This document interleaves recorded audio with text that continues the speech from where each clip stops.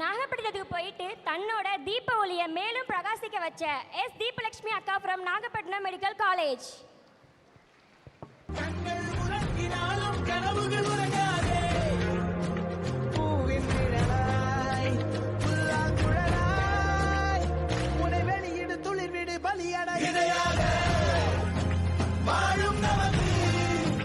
கதைகள் இருக்கு, நாளை நமக்கு விடியும் விழித்து போராது.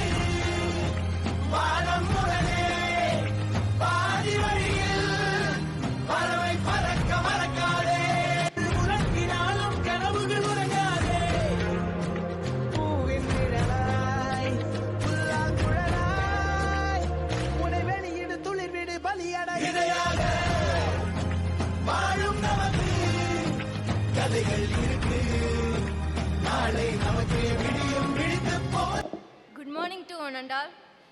நான் ஃபஸ்ட்டு தேங்க்ஸ் சொல்ல வேண்டியது Siva sir and Karnika ma'am. நான் ஃபஸ்ட் டைம் நீட் எழுதினப்போ 427, நான் செகண்ட் டைம் எழுத மாட்டேன்னு சொன்னேன். கார்னிகா மேம் தான் பரவாயில்ல நீ எழுது, உன்னால் முடியும் அப்படின்னு சொல்லிட்டு என்னையும் கன்வின்ஸ் பண்ணி அப்பா அம்மாலாம் கன்வின்ஸ் பண்ணி எழுத வச்சாங்க. அவங்க பண்ண ஒரு இதனால நான் இங்கே நிற்கிறேன். அண்ட் ரீச் அகாடமிக்கு தேங்க்யூ.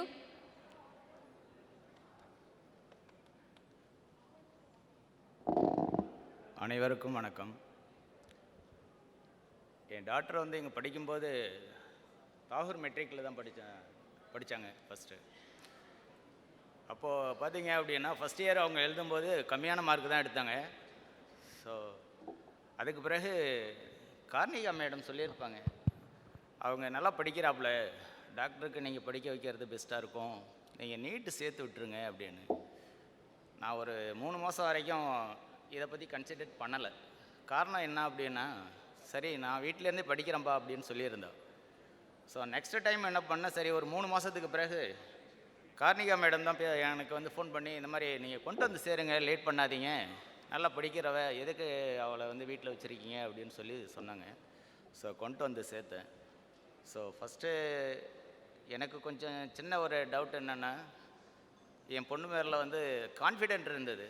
ஸோ என்னுடைய ஃபேமிலியில் என் பொண்ணு தான் ஃபஸ்ட்டு டாக்டர், எங்கள் ஃபேமிலியில் என்னுடைய பொண்ணு தான் ஃபஸ்ட்டு டாக்டர் அப்படின்றது வந்து ஒரு கர்வமான ஒரு விஷயமாகவும் நான் சொல்ல விரும்புகிறேன்.